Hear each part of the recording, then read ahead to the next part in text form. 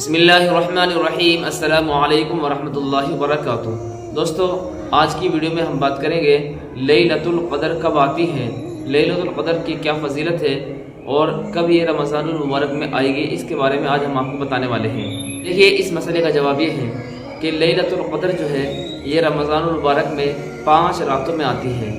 اس کی فضیلت میں اللہ کے نبی صلی اللہ علیہ وسلم کا فرمان بھی موجود ہے، قرآن کی آیت بھی موجود ہے۔ قرآن میں اللہ فرماتے ہیں انا انزلناہ فی لیلۃ مبارکہ انا کنا منذرین فیہا یفرغ کل امر حکیم، کہ اس رات میں اللہ تبارک و تعالیٰ نے یعنی شب قدر میں یعنی لیلۃ القدر میں اللہ تبارک و تعالیٰ نے قرآن مقدس کو نازل کیا ہے۔ دوسری جگہ پر اللہ تبارک و تعالیٰ قرآن مقدس کے اندر فرماتے ہیں، سورۃ القدر باقاعدہ اس سورت کا نام ہے، انا انزلناہ فی لیلۃ القدر۔ اللہ فرماتے ہیں کہ ہم نے اس قرآن کو لیلۃ القدر میں نازل کیا ہے۔ وما ادراک ما لیلۃ القدر، آپ کو پتہ بھی ہے کہ لیلۃ القدر کیا چیز ہے۔ لیلۃ القدر خیر من الف شہر، یہ لیلۃ القدر 1000 مہینوں سے افضل ہے۔ اللہ تبارک و تعالیٰ نے قرآن پاک کی ان دونوں آیتوں میں لیلۃ القدر کا ذکر فرمایا ہے کہ اس میں ہم نے قرآن نازل کیا ہے اور ہر کام کا فیصلہ ہوتا ہے۔ لہٰذا معلوم ہوا کہ اس کی فضیلت بڑی وارد ہوئی ہے قرآن میں بھی اور احادیث میں۔ اللہ کے نبی صلی اللہ علیہ وسلم نے ارشاد فرمایا کہ رمضان کے 5 راتوں میں آخری عشرے میں شب قدر یعنی لیلۃ القدر کو تلاش کیا کرو۔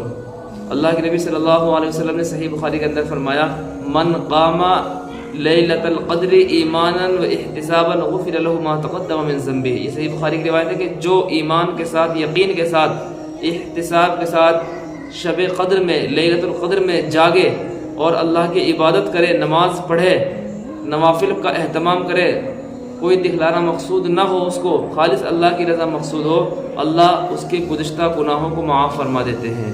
سوچو کتنی بڑی فضیلت ہے۔ اور اس رات کو جو اپنی زندگی میں پائے اور اس سے استفادہ نہ کرے، اس کے بارے میں اللہ کے نبی نے فرمایا کہ یہ شخص سب سے بڑا محروم ہے۔ جس کی زندگی میں لیلۃ البراءت آ جائے اور وہ اس رات میں عبادت نہ کرے تو یہ اس کی بدنصیبی کی بات ہے، اس کی محرومی کی بات ہے۔ اللہ سے دعا ہے کہ اللہ ہمیں بھی اس رات کی قدر کرنے کی توفیق نصیب فرمائے۔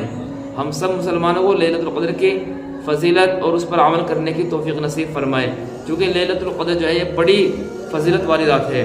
پہلے زمانے میں لوگوں کی عمریں زیادہ ہوا کرتی تھی، لیکن اللہ کے نبی صلی اللہ علیہ وسلم نے اپنی امت کو فرمایا کہ تم لیلۃ القدر کے اندر عبادت کر لو تو اللہ تبارک و تعالیٰ جتنی ان کی لمبی عمریں ہوا کرتی تھی اتنا زیادہ ثواب تمہیں ایک رات کے اندر ہی عطا فرما دیتے ہیں۔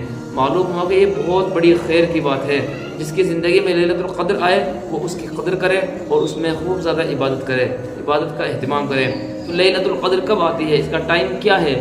تو لیلۃ القدر جو ہے یہ 20 رمضان کے اندر جب آدمی اعتکاف کے لیے بیٹھتا ہے، معتکف اعتکاف میں بیٹھتا ہے اور وہ 21 کا چاند دیکھ لیتا ہے، یعنی اعتکاف والا جب وہ 21 کا چاند دیکھ لے گا تو اعتکاف کرنے والے کا پہلا دن ہی کیا ہوتا ہے، لیلۃ القدر سے شروع ہو جاتا ہے۔ یعنی رمضان کے مہینے میں قمری اعتبار سے 21ویں شب میں 21ویں رات میں لیلۃ القدر ہو سکتی ہے۔ اسی طریقے سے 23ویں رات میں لیلۃ القدر ہو سکتی ہے، اور ایسے ہی 25ویں رات میں لیلۃ القدر ہو سکتی ہے، اور 27ویں رات میں لیلۃ القدر ہو سکتی ہے، اور 29ویں رات میں لیلۃ القدر ہو سکتی ہے۔ تو 5 راتیں ہیں، ان کو خوب تلاش کرنی چاہیے، ان میں عبادت کرنی چاہیے۔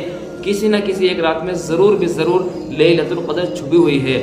اللہ کے نبی صلی اللہ علیہ وسلم نے اس کی وجہ نہیں بیان کی ہے اور اس کی تعلیم نہیں دی ہے کہ کون سے میں، بس یہ ہے کہ ان 5 چیزوں میں بس یہ بتایا ہے کہ ان 5 راتوں میں ہمیں تلاش کرنی چاہیے۔